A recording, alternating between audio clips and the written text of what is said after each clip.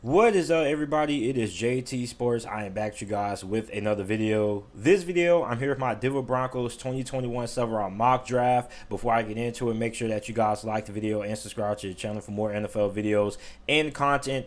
Also, make sure that you guys check out my 7-round mock draft playlist. I'm going to be doing these 7-round mock drafts for all 32 NFL teams as we quickly approach the upcoming NFL draft. So when you look at the Denver Broncos, okay, the Denver Broncos offense, we know that they're probably in the market searching for a quarterback. But if you're not able to trade up and try to get one of the best quarterbacks in this year's draft class, and you can't acquire a quarterback after the draft, then we're pretty much going to assume that Drew Lock is the starter. But when you look at Denver, okay, we know they need some help in the secondary. You need to get another corner. Okay, you may need to look to add some more help at linebacker. You need to get some more help in the interior of that defensive line. You probably could use some more depth at defensive tackle as well. So for the Denver Broncos, this is a defense that is pretty good, but they could use some additional pieces there as well, which could take this defense from being a good defense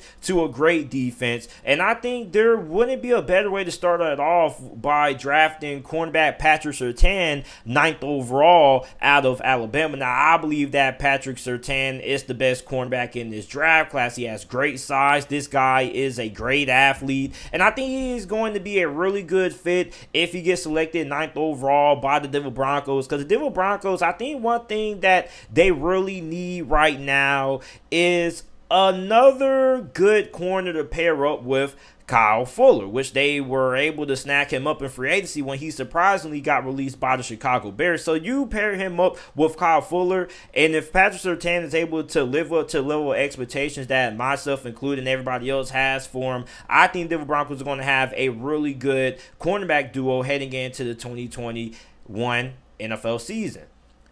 Second round, 40th overall, I have them taking linebacker Baron Browning out of Ohio State University. Now, Baron Browning has been getting a lot of talks, and rightfully so. A lot of people feel like he's one of the more underrated linebackers in this draft class. Some people feel like he's one of the best linebackers in this draft class. Some people think he's kind of overrated. Now, I'm a little bit of a tweener, okay? I think Baron Browning has the potential to be a really good linebacker at the NFL level. I feel like he can kind of be like a Deion Jones 2.0 because he's 6'3", 245 pounds. This guy is an explosive athlete. He has experience playing both middle and strong side linebacker, but he has, a low football IQ. He needs more experience, and you can improve that with more repetition, more game time, more practice reps. But when I look at Baron Browning, okay, you're looking at a guy who, okay, you get him in for, organized team workouts or things like that,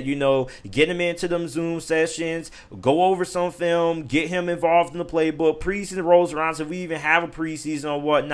Get him more in-game reps, get him more training camp reps, and I think by the time week 1 comes around, Baron Browning should at least be getting a good amount of playing time, and around the middle of the season, Baron Browning should be the full-time starter at linebacker for the Denver Broncos, because this guy has all the traits, all the physical traits necessary to be a really good linebacker at this level of the NFL. He also has potential to be really good in coverage. So for the Denver Broncos, linebacker has been a big weakness for the Broncos for over the last couple of years, and I think Baron Browning in the second round, 40th overall, would be a good selection to fill one of those holes at linebacker that Denver has had for a very long time. In the third round, 71th overall, have them selecting safety Richie Grant out of the University of Central Florida. He's 6 foot, 197 pounds. This guy has had 10 interceptions in his last 34 games and 5 career forced fumbles. He also is really good in man coverage against tight ends, which is something that you're going to need in this day and age in the NFL because of all these new dynamic tight ends that we have, like George Kittle, Travis Kelce. Now we potentially could have Kyle Pitts. So it's very important that you have some guys who can land up and cover those guys in one-on-one scenarios and man coverage situations, and Richie Grant is your guy. The downfall about Richie Grant is that he had a lot of coverage busts during his time playing for UCF. For those of you guys who don't know what coverage bust is, that basically means that he had a lot of blown coverages. Now, I don't really think him having a lot of blown coverages in UCF is that big of a deal, because I know you get back to the NFL, you're going to be better coached. You should be better disciplined.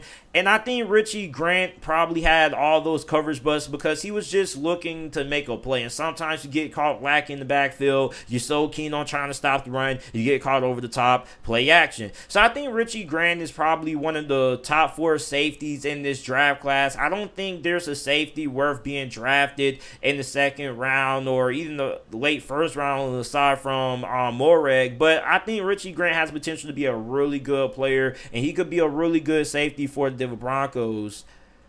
Round 415th overall, have them selecting the halfback Jamar Jefferson out of Oregon State University. Now, he's 5'10", 206 pounds. The reason why I have Denver taking the halfback, even though they have Melvin Gordon, is you lost Phillip Lindsay, who signed with the Houston Texans in free agency. So now you're going to need another halfback to fill that role behind Melvin Gordon, because when you look at Denver's offensive coordinators, okay, Pat Shurmur normally likes to have a 2 running back.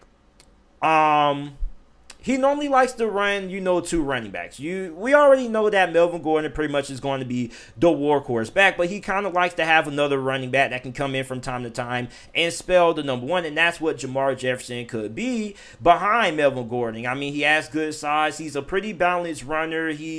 Has a kind of like a balanced skill set of being physical, but also he has some finesse as well. So he can run through you, but he also can finesse his way around you as well. He also has a pretty quick change of direction, but the downside is that he's not going to be that much of a factor in the passing game when it comes to being able to catch the ball out of the backfield. He's also not really that great of a pass blocker as well.